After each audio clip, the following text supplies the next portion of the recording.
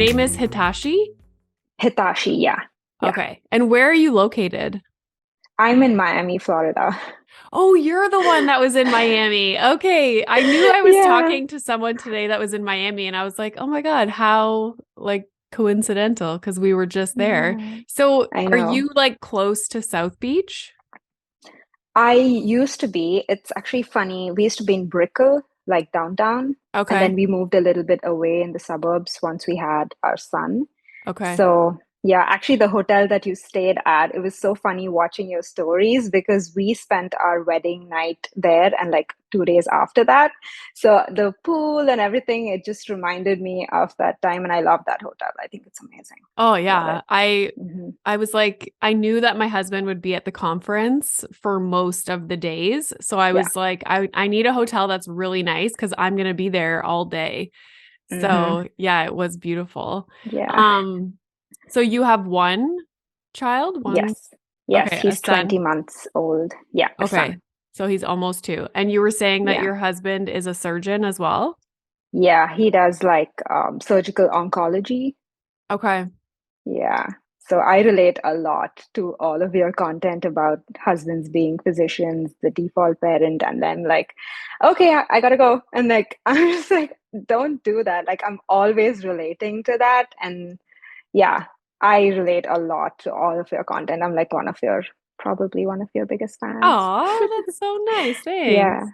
Yeah. Um, where was your husband in his training? Like, was he already working full time as a surgeon when you had your son? Yes. Okay. And so Hmm. what were you doing before having your son? I work in a school. I Okay. used to work in a school. It's called Miami Sudbury School. I know you're from Sudbury, so Yeah. it's like the same name, but it's like an educational approach. It's a very alternative school. I was just working there as a staff member, Okay. and I took off like a month before I had my son. Yeah. Okay. And you haven't been back since? No, I tried going back, but I'm just off. Like he just started Montessori. I feel like my life is getting back to normal or I have more time. Yeah. So, yeah. And so what was your like my experience when I had Milo on a Friday and then my Mhm. husband was back at work on Monday. Was that Yeah. similar? Mm, no, no. He took 2 weeks off, but it was vacation. Oh, He gets a month of vacation every year, so he had to take two weeks off vacation. There's no such thing as paternal leave at all. right. Okay. Yep. So, yeah, my husband was saying how it's different in the US for positions. So, in Canada, they're considered self-employed. So, Hmm. like, technically, my husband could take off time, but you just don't get any money. And you kind of have to find someone to take over your practice or take over your Yeah. call. Is your husband Yep. on call a lot? Um, yeah, maybe 2 or 3 weekends in a month. In a So month? yeah, like he probably gets 2 weekends off and 2 weekends he's on call, something like that. And yeah, it's a lot, but um he doesn't have to go in a lot. It's usually the worst time that he has to go in. Like we had a big Diwali party for Diwali. Hmm. Um and he got called in, so he missed the entire party. And I was like, why didn't you just like switch call or something? But yeah, Yeah. it's the worst timing that he Yeah. has to get called in. Yeah. I relate to this so much. Yeah. Where my husband works, he's the only urologist. So Mm, there's like perks to that, but then there's also downsides. So he can make his call schedule. Like he's in charge of everything because he's yeah. just managing himself.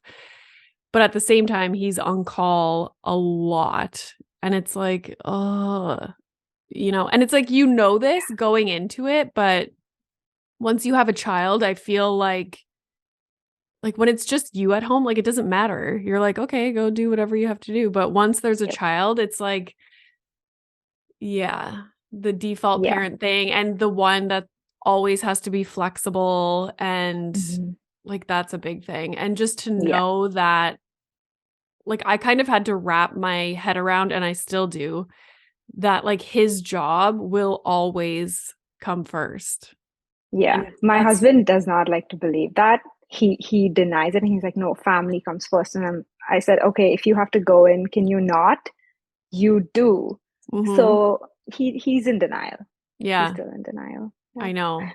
I know. Yeah, I know because it's like if they're homesick, it doesn't matter. They're not going to stay home from work. It's not the kind of job where you can just be like, oh, someone will cover for me, or like you Yeah. can't really cancel surgeries unless it's, life or death situation. Mhm. So that's always in the back of my mind. Like his job will always come first, and whatever I have going on doesn't matter. Yeah. You can reschedule.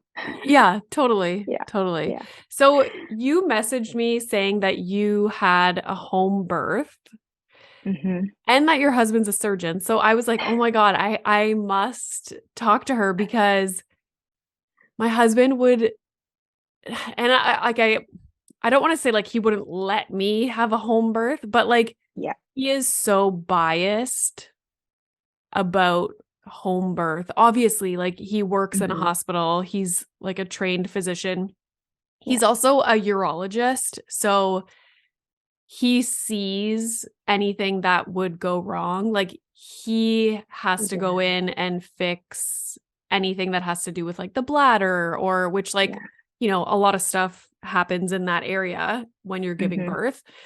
So yeah, he's just biased and it was never even like something that I considered, but now I'm learning so much more about it and like seeing like I have friends that have done it and I'm Hmm. just like, "Oh my gosh." So how did that come about for you guys? Was it your idea? Like was he Yes. like supportive of it?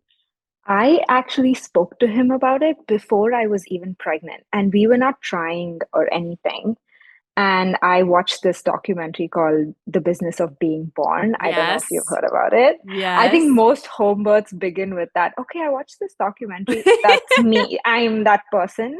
I watched it and I started talking to him about, birth in North America. And at first, he was kind of defensive of hospitals and doctors, not hospitals, mostly doctors. And then later on, it's not their fault exactly. It's not the OBGYN's fault. It's the system that It's the needs, system. yes, it's the system. Like I also read this book called Cut It Out, the C-section epidemic or something, in that it Mhm. really explains. But in the beginning, he was really defensive and he was like, "Oh, what are you saying? Why would they do something? Why would they do a C-section if it's not necessary? Why would they give you this if it's not necessary?" And then I dropped it at that moment because I didn't know much. It was just one documentary. And then I actually got pregnant. And then we went and saw an OB in a hospital, and he was like really well known and really good. And our experience there, we just felt like I had to wait for like 2 hours. Like both of us we were there for 2 hours. He saw us for 5 minutes, maybe Yeah. 10 minutes. And then I brought it up and I was like, if I have a home birth and if I have a midwife, it's not going to be like this. I'm young, I'm healthy. I'm a good candidate to have a home Mhm. birth. And I got pregnant in the pandemic, so I wouldn't be able to have a doula, I wouldn't be able to have my mom. I would Like only get like supports. one support person, and I was all about I want my tribe, I want everyone around me. I want to feel, so that's when we started talking about it and he got on board. But I think the annoying part about having a home birth, and my husband's a surgeon, I would tell people and they would be like, "Oh." And then they would look at my husband and be like, "Oh, it's good that he's a surgeon." And then I was like, I'm pushing the baby out and he's Yeah. not going to be able to cut me open at home. It doesn't help that everyone would be like, "Oh, it probably helps that your husband's a surgeon." And I was like, no, it's probably worse because he's gonna be more nervous. He's gonna be more like, "Oh my gosh, what's happening?" It's like his wife and he is watching me like struggle with like Yeah, it's contractions and emotional. everything. It's super emotional. So everyone just thought, "Oh, I have it easy because I he's a surgeon." So I had that, which was very annoying. Yeah. I I feel like the benefit, so I had my husband and my sister in the hospital room with me. She's a Mm. nurse and he's a physician. And I think the benefit of having him there was I was probably like they knew my husband. You know what I mean? So Mm-hmm. obviously there's like a little bit of bias there, and Yeah. I just felt more comfortable because he knew them, he knows the hospital, he knows like, if we have to call another doctor in. Mm-hmm. Yeah, so that was the one benefit. And because they don't get as worked up in medical situations, like they've Mm-hmm. seen so much. So Yeah. that was comforting. But tell me about how the home birth process went and like pain wise, like how long did it take? Like all that stuff. Mm-hmm. Um, I think I would say it was around 12 hours. I started having mild contractions at midnight, like Sunday midnight, and only around 5 a.m. they started really close together, and I had him at 5:30 in the evening. Mm, So the entire day. Um, my doula came in, my midwife came in. My doula was amazing.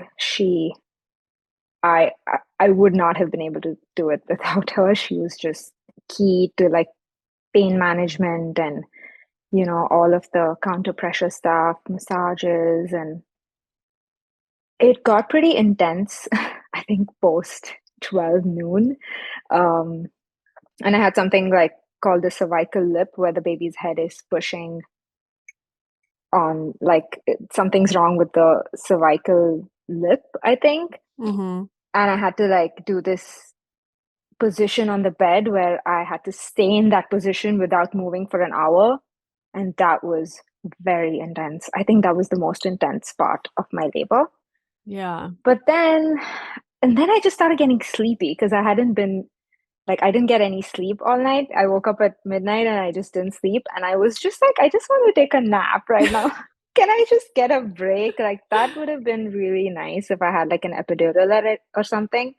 But I think that motivated me to, okay, I got to do it. And like laying in that position helped because then I just was 10 centimeters after that 1 hour of intensity. And then I was pushing for like an hour or so, which is a lot, I think. And yeah, I just pushed him out. It was really intense. I'm not gonna lie. I said many times, I don't think I can do this. I don't think I Mhm. can do this. And my midwife had told us that once you say that, it's gonna happen soon. So I started saying that at like 8 a.m. Yeah. And my husband was like, oh, it's gonna happen, it's gonna happen. She's saying it. And I was actually just saying it. You're like, get him out. I know. But it worked out and I had him. So if you were to be pregnant again, would you opt for a home birth again? Yes, 100%. Yeah. See, that's Yeah. so interesting. And did you think My that husband right is away? also maybe in a few weeks because I was Yeah. just processing what happened. And now you kind of forget everything. And when I Mhm. say this to my husband, he's like, "Really? It was pretty intense. Like, are you sure?" I'm like, "Yeah, I did it, right? I did it." So, I think it was really beautiful, but the only thing is because I had him in the evening, they everyone was there for like 3 to 4 hours after that, cleaning up and assisting breastfeeding and like all of that. And they left. My doula left, my midwife left, and her assistant left. And it was just my husband, me, this brand new little being that Mhm. that's next to us, and my mom. Luckily, my mom was there. And everyone left. And it was just my husband fell asleep immediately. Of course, He as surgeons do, as surgeons do. Yes. Oh Yeah. my God. You, Like you think that's a rage. surgeon thing? Like he just lays down and he's out. It like I don't like the rage that it causes me, even if we're like watching TV, because I can't fall asleep anywhere. Like I have to have everything in order, like my sound machine, like the perfect Mhm. temperature, like everything, and no noises. But if we're laying on the couch watching a show and I hear him like, I'm Yep. like, wake up or go to bed. Yeah. Like, get out of Yeah. here. Don't sleep in front of me. It drives me nuts. So Yeah. I relate to this. Yeah. So he just fell asleep and the baby's sleeping, baby's really tired from coming into this world. Mm-hmm. And I just felt very like in shock. So I had to like call my mom. She's in the next room. And I'm like, Mom, can you come sit next to me and like pet my Oh, head? And she came in and she was just sitting next to me and she was just like, it's okay, like go to sleep. And then I fell asleep. But that I think in the hospital, you have nurses coming in, checking on you, probably.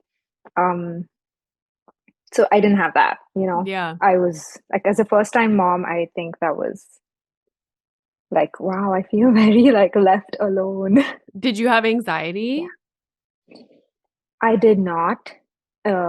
The opposite. I think he was just sleeping the entire night. And then I called my midwife the next morning and I'm like, oh, he's just sleeping a lot. And she's like, you have to wake him up and Uh, feed him. See, I didn't do that And either. exactly. And nowadays, anyone who's pregnant, I'm like, when you have your baby, the first 24 hours, you have to wake them up. No one tells you this. Do it. Because Yeah. then they'll be like, oh, you didn't wake him up? No, never wake a sleeping baby up. Like, why doesn't anyone And say you fall that? asleep, you're exhausted. Like, we were in the Mhm. hospital, and I think because my husband's a physician, they never came into the room to check on us. So I gave birth to Milo at 8 p.m. So it was perfect timing to go to sleep. So like by the Yeah. time we got settled in our room, it was like 10:30 or something. We all fell asleep. And then the next morning, the nurse walks in and she's like, "It's been so quiet in here. Like, is everything going okay?" And we're like, we He's all just sleeping. slept through the night. And she's like, "Oh, you have to wake him up." I was like, I know the same thing. And then I got super paranoid about it and I was constantly latching him, which made my nipples just, yeah, they went to war, yeah. literally. That was a whole different thing. But I got paranoid after that about like feeding him. But Hmm. then it got fine in like 3 days, I think. Yeah.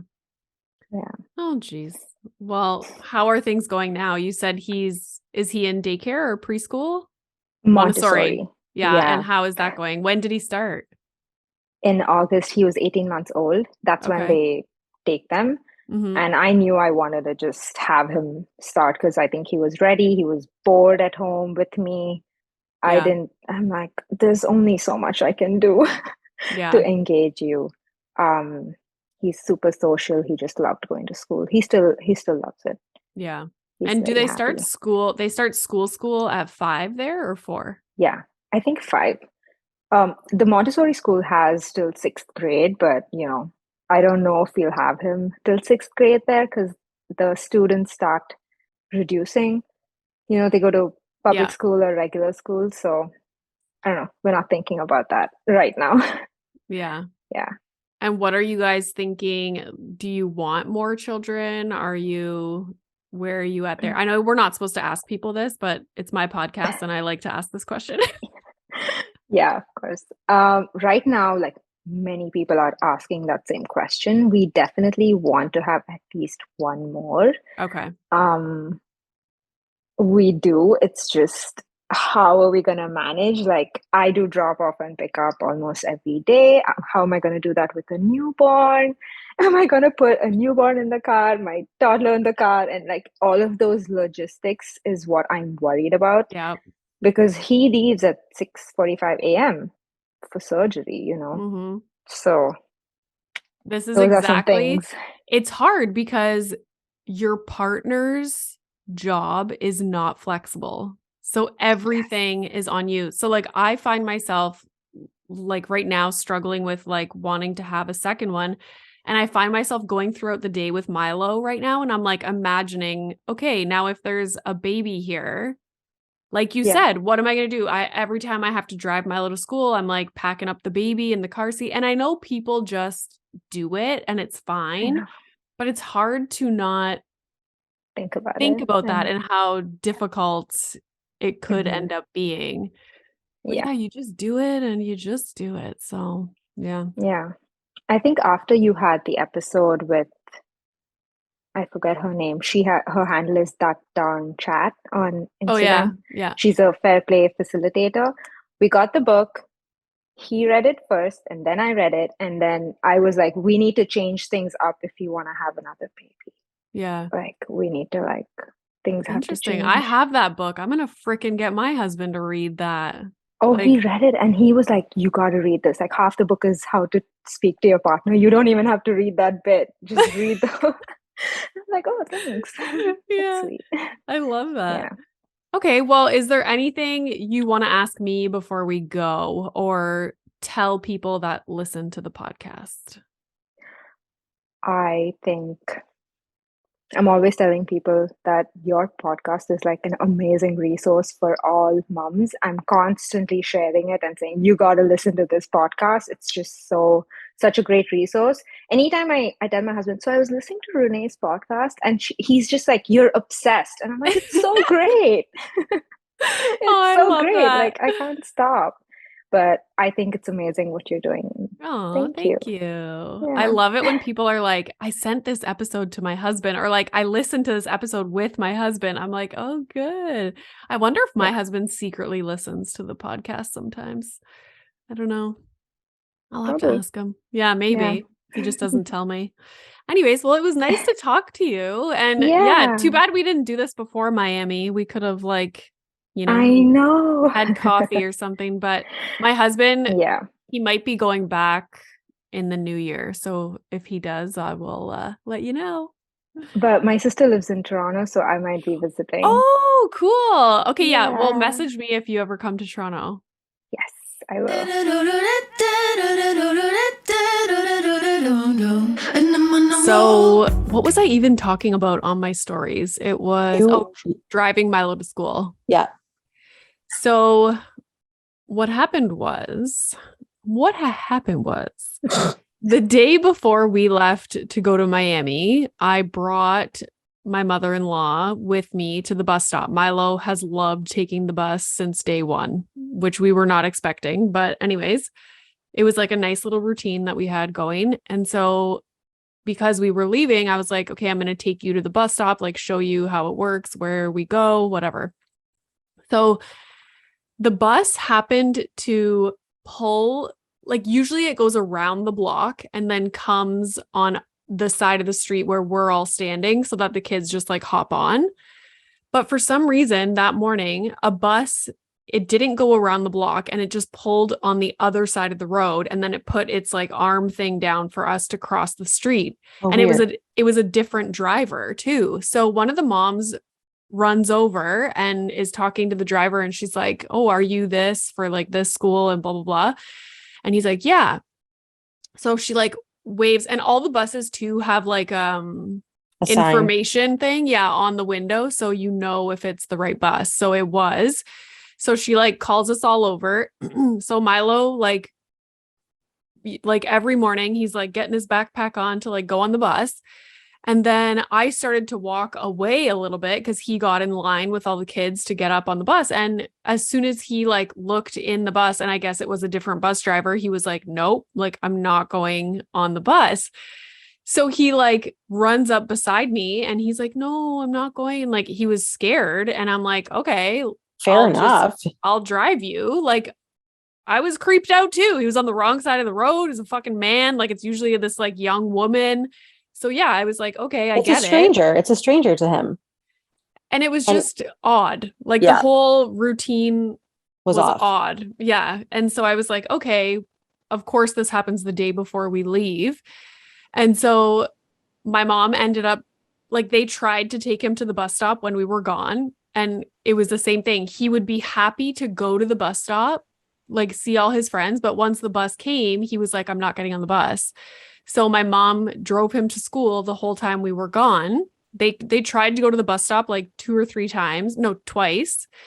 And my mom tried talking to him about it. He was like, I think he made up this excuse, but at first he was just saying like, I don't know, I just don't want to go. I don't want to go. And we kept asking like, did something happen on the bus? Like, did you fall out of your seat? Like bump your head? Like, did somebody say something that upset you? Like anything? And he was like, no, no. So now his thing is saying that the bus driver drives too fast. And like, He's driven with his mom. I know that's not a problem. I know. And like, whenever we're driving, he's like, Mommy, go faster, go faster. I'm like, okay, that's clearly not the problem. Also, the speed limit from our house to the school is 50 the entire way. Like, there's no highways, like, there's nothing. I mean, it's a good creative answer. I know. And so my husband was like, the other day, he was like, Kate, what if we go and talk to the bus driver and tell her to slow down? Like, then will you go on? And he was like, yeah, but like, I know that's not going to happen. So anyways, the other bus driver came back, like she was only gone for a day and he still like does not want to get on the bus. So I was like, okay, I'm just going to drive him. So this is what people messaged me. Yeah. And I love this question because it is like one of these things where you do something and then you catch yourself and you're like, oh, should I be doing this? And like, you don't know. Yeah, I totally get it. But I have thoughts about it. So do I.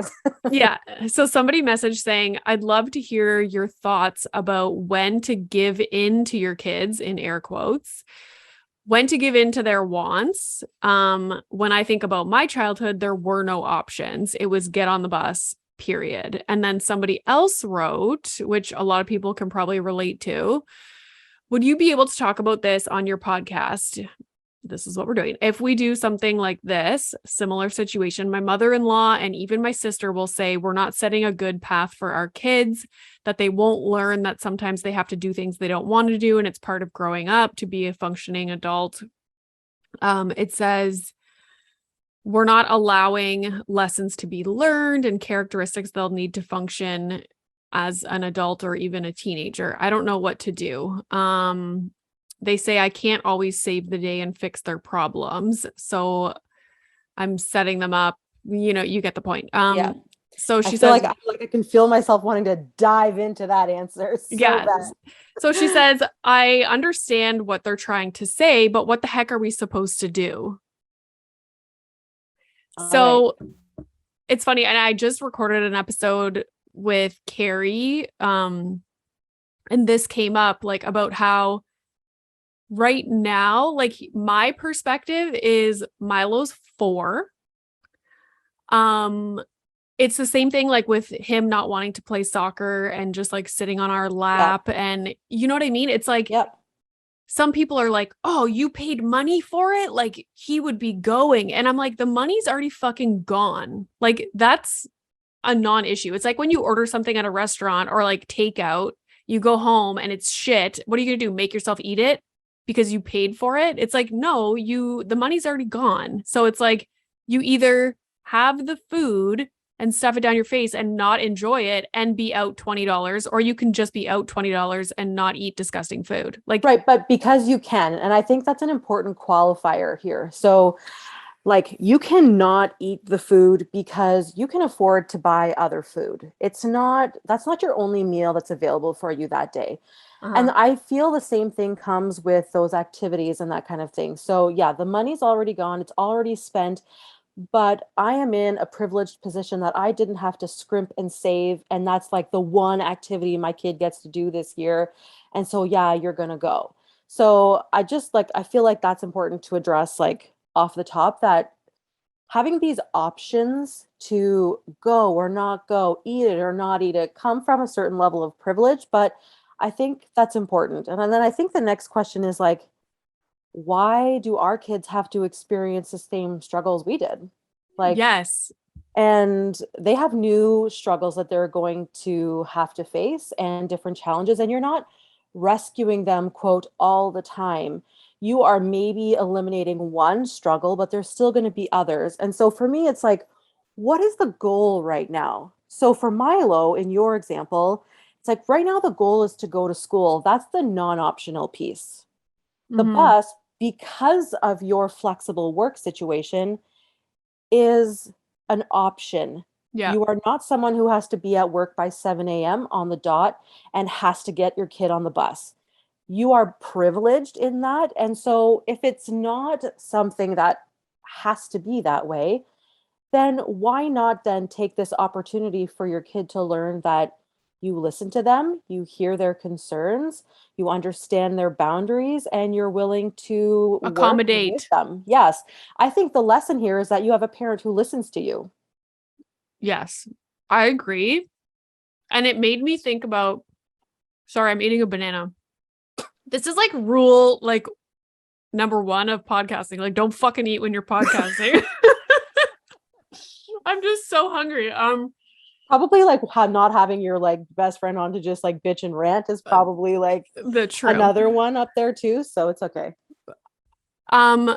So yesterday when I went to drive Milo to school, he had a meltdown at drop off, which has never happened. So obviously I felt terrible, but that was a situation where I could not accommodate. Like, there's no option here. Yeah. Like, you have to go to school. So I left. Did I feel shitty all day and just want to go pick him up? Yes, I did. But like, he was fine. Once the teacher said, once the bell rang and they all went inside, he was fine. But that was an example of there is no option for this one.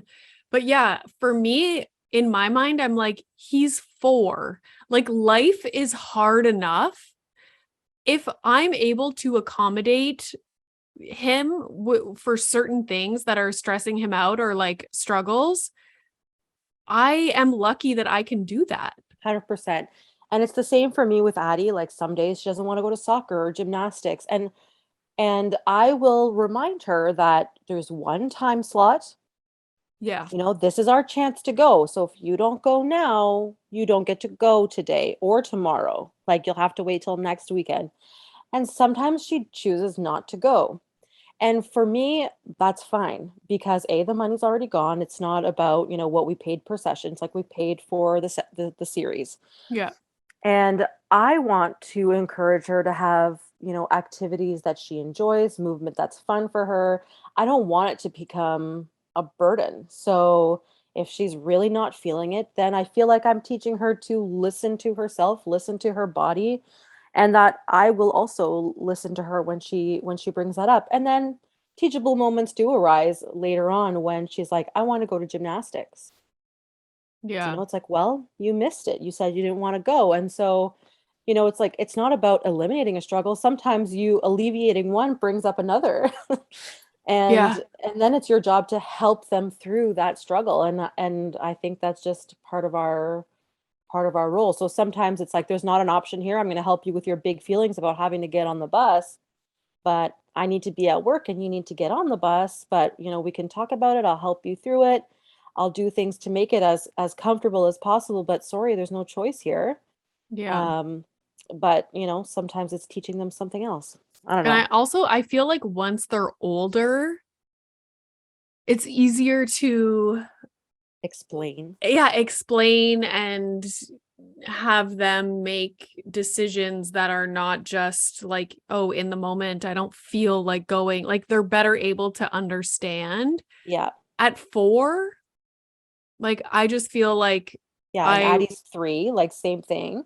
Like, I just want him to, because at the same time, like, you want your child to know that you're like a safe space. You're, like you said, like listening to their concerns and taking it seriously. And, down the road, if something's upsetting Milo, I don't want him to be like, oh, well, they're not going to do anything about it anyways. She's going to dismiss it. Yeah. Dismiss it and just like force me to do whatever. So I might as well not even, and someone it's interesting. Oh, sorry. Go ahead. No, someone messaged me. I should have screenshot that DM too. Someone messaged something similar to that about how, like, so often kids' concerns are not taken seriously, and it can lead to like problematic, like them not coming to you when something serious is going on. Like, who knows? Like, yeah, okay, there was a creepy man on the bus. Like, I'm going to be like, no, like, just go. Like, your feelings don't matter.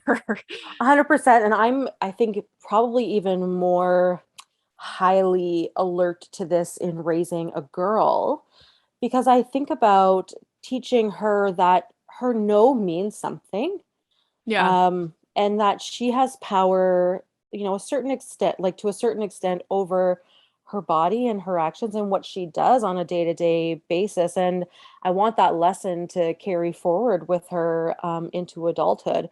And now, yeah, there's going to be some things that are not optional. Like, yeah, you need to bathe a few times a week. You need to go to school. You need to be wearing clean clothes. But what you're wearing, when you go, what activities you do, sort of extracurricular right now, like these are things that can be a choice. So why shouldn't I teach her that she has a say over what she does? And I feel like that past generation idea of like, well, you said you were going to do it, so off you go. Like, yeah, that's maybe fine for an 8, 10, 12-year old, but I don't know, at 3 and 4, do they really understand what they're signing up for long term, what they've really sort of consented to, so to speak? I don't think it's fair for that to be a one yes means you have to go to all 12 sessions versus making a decision on a day-to-day. Like, totally. Like, this whole thing about sports, I'm sorry, but was I doing sports at age 4? Probably not. Like, I'm pretty sure I was just following my brother to his sports and he was like 8 or 9. Like, Yeah. like when did all of this start? Like your child being in multiple sports at age like 3 and 4. Yeah. And for me, like I do it because I want to introduce her to different fun activities. I want her to learn how to control her body. She's also somebody who has a lot of energy. And so Mhm. it's like these activities are just a way for, it's like a half break for me because Mhm. you're there assisting, but like there's coaches and it There's helps her lots channel the energy, right? So there's lots of positives, like, listening to another adult, following instructions, like routine, like socialization. There's so many positives, but I'm looking at it from a perspective of like, okay, so you go every once in a while and it's a casual thing, not yeah. this like, you get on the field and you don't touch the ball with your hands. Don't touch the ball with your hands. Like parents are not okay when it Yeah. comes to toddlers sports. And so for me, I was like, when Milo wouldn't play soccer and he would just come and sit on our lap, at first I was like so embarrassed and I felt like, oh my God, what is going on? Like, is there Yeah. something wrong here? Like, and I had to be like, okay, Renee, this is your own issue. Like, he's 4. This is normal. I relate. Like last year we started Addie in soccer and her first day she just painted the mud all over her body. And I was like, yeah, well, like you're 2.5. Like, why wouldn't you? Mhm. And that's also what I thought. So Milo was pretty much 4 years old for soccer. And then my husband and I were like, I keep forgetting who I'm talking to. And Well, you're talking to a lot of people, not just yeah, me. I know. True. So my husband, we were like, some of these kids, this is probably like their second year or third year playing soccer. Like this is Yeah. his first experience doing something like this. So, okay, if you want to sit on our lap for half the time, like fine. Yeah. I mean, this is Addie's third round with gymnastics and she still refuses to do the warm up. Like Yeah. absolutely refuses, sits down and pouts the whole time. And it's just funny. Like we It's know she's not going to do it. We do it. She sees us do it. And then once they start with the actual gymnastics part, well, then she's right in there. But yeah. like, if you're not into it, I'm not going to force you. I know, because then you're sucking the enjoyment out of it and Yes. it becomes like this negative thing. Like when we go to basketball, as soon like when it's unstructured and it's just everyone is arriving and kids are just playing, bouncing the ball, like throwing it in the nets, he's having the time of his life. Like he doesn't Yeah. care that we're on the sidelines, like nothing. But as soon as the coaches come in and they blow the whistle and it's like, everybody come here and like, we're gonna like do our stretches and run around the gym. It's like, no, Hmm. it's not happening. And unless we do every single thing with him, he doesn't want to do it. Yeah. Like, I mean, I think people forget to zoom out. I think that's the thing. Like, what's the goal? What's the lesson? And like, does that really have to be the lesson right now? yeah. For And so, like, me, it's yes, like, going to school is the lesson. Taking the bus, maybe not right now. Maybe next year that's your battle, maybe. but not right now. I And know. that's And okay. for like the basketball thing, it's hard because like Pri and I are like, we love basketball. It's so cute seeing all the kids and their little jerseys and their little fucking like MJ shoe. Like, it's just the cutest thing ever. But like, we can't put that on him. No, exactly. And so for me, I'm like, if we go a few times and, he luckily at basketball, they have little nets to the side because I think they know a lot of the kids just want to like play around and not follow the instructions. So he goes with like his little friend that lives down the road and they just play on one of like the little side nets. And I'm like, look, that's enough for me. Like that is so like, he's playing with his little friend. Like it's something to do on Sunday morning. Like we'll get Timbits on the way home. Like, that's the goal, is just like, let's go have fun, like Sunday morning. But like we have to stop putting our own like shit on it. And then at the same time, when people are like, when I was growing up, there was no option. It's like, okay, and how did that make you feel? Like, how did that work out for you? Because I've been in therapy for 2 years. Yeah, so let's take a moment to reflect. I mean, I think about like I was in grade 11 and I was doing calculus and I was struggling. I always struggled in math, and I had a tutor and I spent lunch hours with the teacher and I still wasn't getting it, and I was crying every day and it was pulling down my average, and I was like so anxious that meant I wasn't going to get into university that I wanted to get into. Like my mom pulled me out. That wasn't the battle. It was like, you don't need this course to graduate, so stop. Like, why are you making yourself miserable? And I feel that way about gymnastics and soccer and taking the bus and whatever the case may be when it's an option. Yeah. It's funny. I just got an email for like someone like pitching to come on the podcast, and she's a psychotherapist and she does a lot about like the pressure on teenagers, especially, to achieve nowadays. And like the pressure that parents put on teenagers. And I was like, I love this topic. Like, this is awesome. And people are always in shock when I'm like, oh yeah, like I had a full scholarship to like university in Florida and I wanted to leave. And so my parents were like, okay, like, do you want us to book you a flight? Like, I mean, like your parents are, they're a little different than other parents of the 90s and early 2000s, But like they didn't know. No, I know, but they're progressive nonetheless. Like I feel like that would have been like, tough shit, you're doing this. But that would have just made me miserable. My mental health would suffer. I was therapy. Not okay. Like I had great parents, but some of those things would have been non-optional, where like for me, I view it differently with Addie, and maybe we learned down the road that like, I don't know, maybe I should have forced her, but I don't see that being the case. Yeah, I don't either, but anyhow. All right, well, thanks for this mom chat, this mom rant. Maybe next time we can do like a full-fledged podcast.